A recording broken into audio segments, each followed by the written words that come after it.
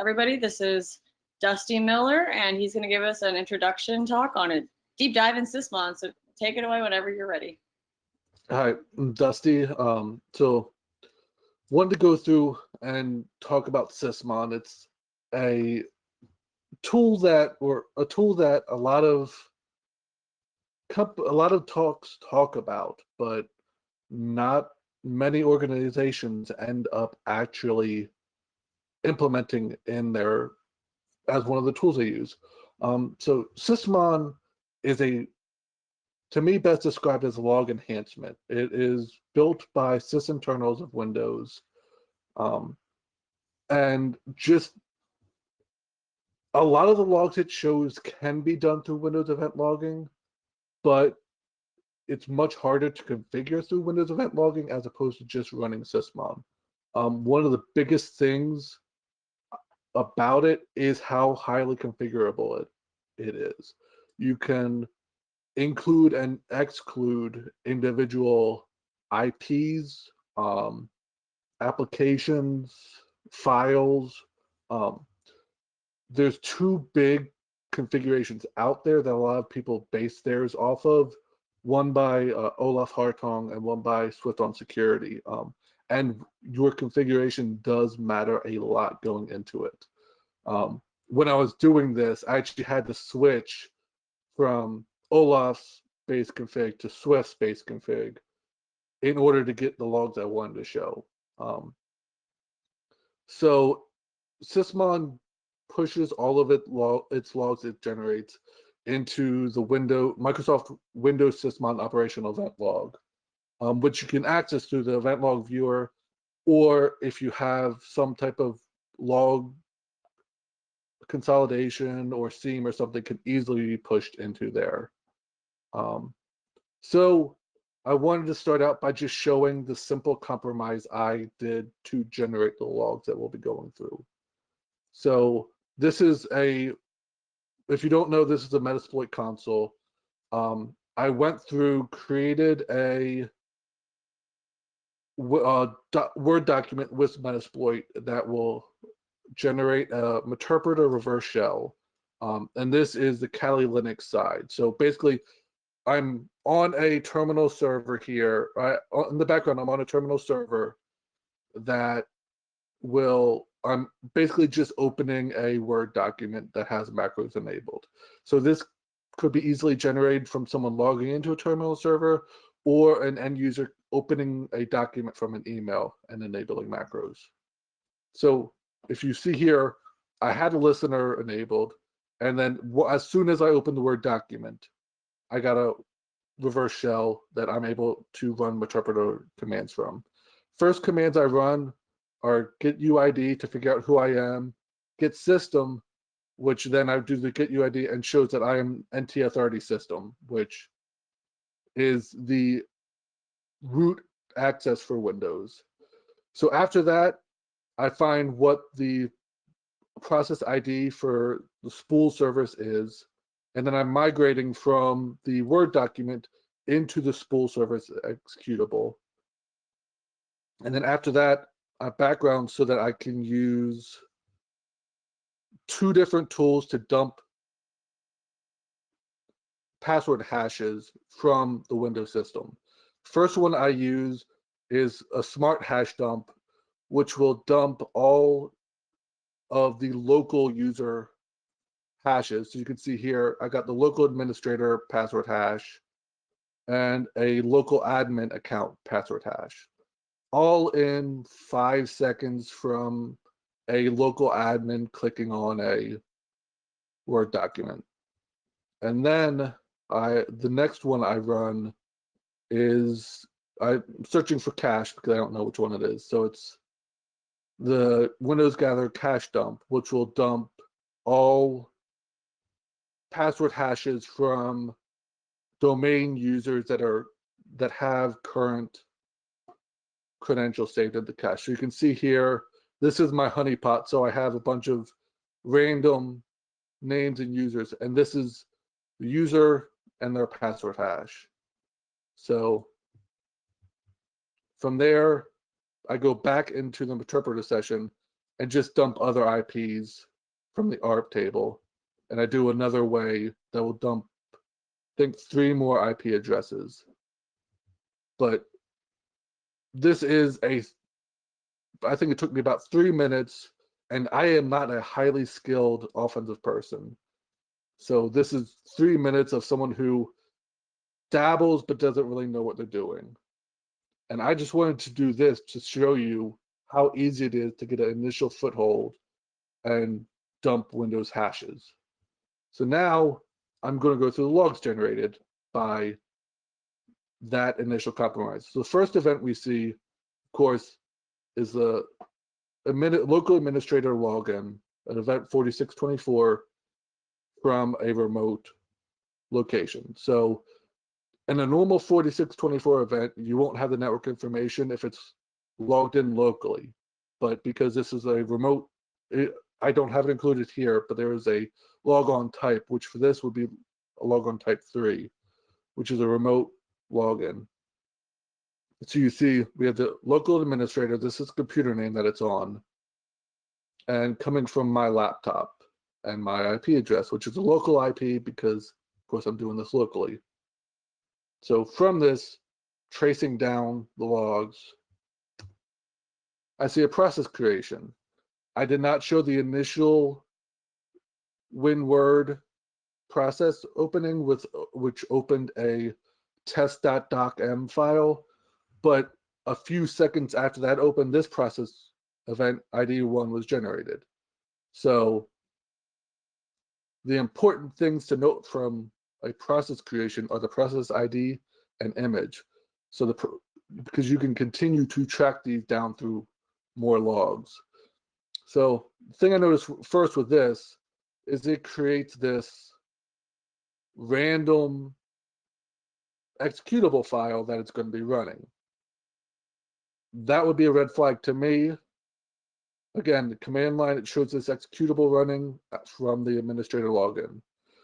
So one big thing I love about Sysmon event ID ones is they have file hashes.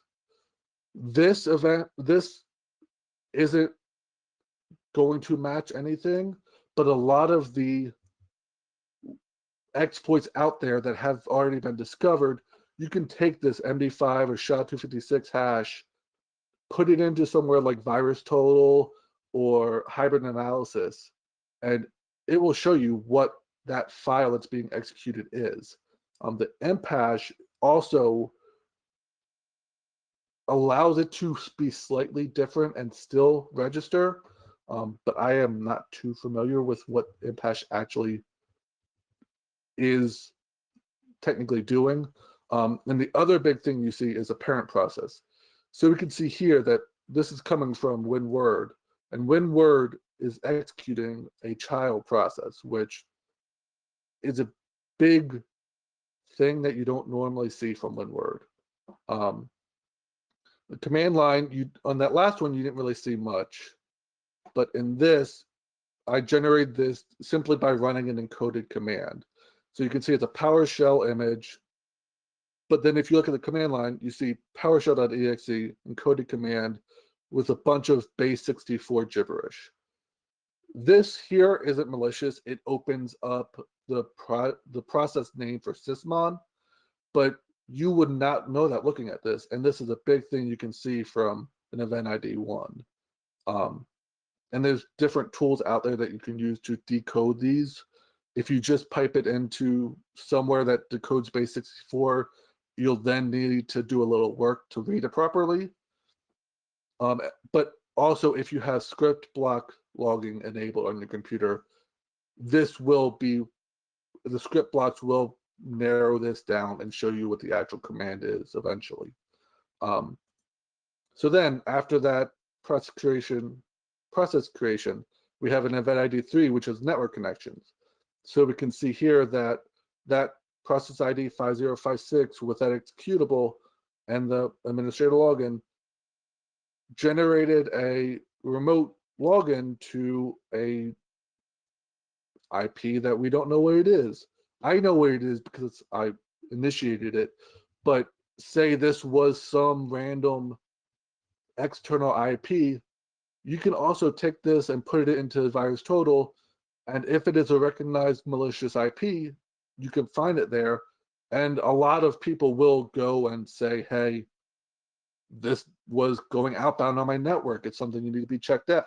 So it's a big thing that you can see these destination IPs and network connections when trying to track down malicious files and malicious connections. And also another thing I see a lot of people doing is if you are logging network traffic, you can see if you're logging with the IDS or something in your if you're logging network connections, you can see that your IP connected to some external IP, but you can't see what caused it. If you can then take that destination port and destination IP and corroborate it with these Sysmon events and see that, oh, hey, this connection I saw in my network traffic came from this image. And you can see, I mean, if this is just like Google Chrome or whatever Chrome.exe is, then it might be less important than seeing it's this ISINAHCL.exe, which you would definitely need to look more at. So then I did not know about this beforehand, but when I was looking through my logs, I saw how the escalation actually happened. So when all I was doing in the interpreter shell was typing get system, what it ended up doing was that whatever that executable was, created a pipe. And here, this is a normal Windows log, system log that you can see the service created, and this is what it shows you. But the Sysmon logs that are generated is, you can see that it set the target object of that IQMRHRE pipe, and then sent a command echo into it. And then the D word difference here is it going from demand start to disabled. This happened after the process was generated. But then if we look at the process creation of that service running, we see the command line that was run, but we see here that instead of it being the local administrator, this is now running an NT authority system, which if you remember, once I did the get UID after running get system, the pipe allowed my process to then move into NT authority system instead of just running as a local administrator. So there's a lot more you can do if you're running as NT authority system. So then we have our pivot. So this was the events generated by doing that migrate into the spool PID. So we have a create remote thread detected, which is an event ID 8 on Sysmon. So this is a way that a process can inject itself into another process. So we see here that we have the source process of 5056 and the source image of that ISIN AHLC.exe injecting itself into the spool service, which is 2976. So what this is going to do is, instead of all the events being generated by this process, they're going to be generated by the spool service. So if this isn't caught and you keep looking for this process, you won't find anything else. You'll have to be looking in the spool service, which also a lot of stuff is going to be ignoring those logs because it's not a normal log you expect to be looking at. So I was actually surprised by how few logs were generated by doing all this. So we then move into the exploit. So I think I tried running through the exploit 15 times, and only one time did this log trigger.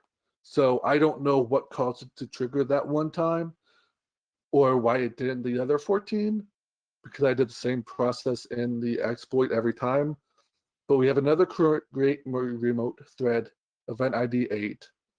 But this time we have the source process ID as a spool service and the source image as a spool service, injecting itself into lsass.exe, which is a major red flag anytime a odd process injects itself into it. I honestly don't know if the spool service will normally go into it, but in this case, we can see where the hash were dumped at this time. The LSASS is the local security authority, which verifies most security events. So users logging into a Windows computer, password changes, access tokens, and it stores those hashes whenever you are logged in. So if a process is accessing it that isn't supposed to, it's a major red flag that someone could be trying to get at the password hashes. But like I said, I caught this one of the 15, 20-ish times I ran through that process. So that literally is all the logs generated through that 3-minute exploit that ended up with all passwords, both local and domain, that were on that terminal server dumped. So Sysmon you can download from Microsoft.com. It's a part of the sysinternals tools, which includes a lot of great tools that if you haven't looked into sysinternals, look at their tools because there's so much you can do with them. TrustedSec has put out a Sysmon community guide, which goes through how to install, configure the configurations, and does a much deeper dive into what Sysmon can do and the capabilities of it. The two major configurations are done by Olaf Hartong and Swift on Security. This is a link to their GitHub that has each of their Sysmon configs. With Olaf Hartong, you need to run, basically, his is modular, so each event idea is broken down into includes and excludes in different folders. And each time you want to make changes, you then have to rebuild the configuration file. But the notations for rule configs is much more in depth, and it's a lot easier to configure rules, but it's also a lot more work to maintain. While Swift on Securities is great for just a plug and play, get it out there, get it recording logs. And then this securityintelligence.com site was actually where I found out more about that named pipe impersonation that the registry logs showed, and the privilege escalation, which I just found really cool. And then you can find me on Discord at, I think I'm Dusty on the conference Discord, or Dusty M. Miller. And then on Twitter, I'm at Dusty M. Miller. So any questions? Thank you so much, Dusty. I'm checking the Discord right now to see about any questions.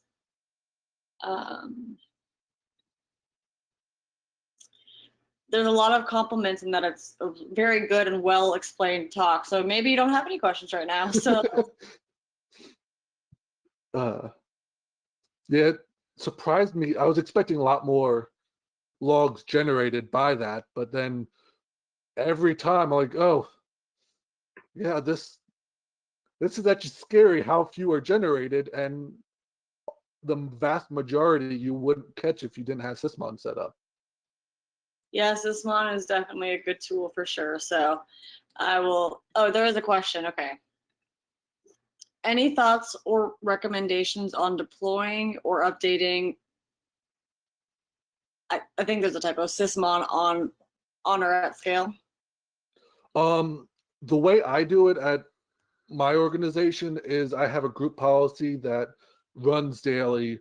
So it will there first Sysmon, the installation is like sysmon.exe-I, and then you include the configuration file and then accept EULA. And then for updating the configuration, it's like sysmon-C with the configuration file.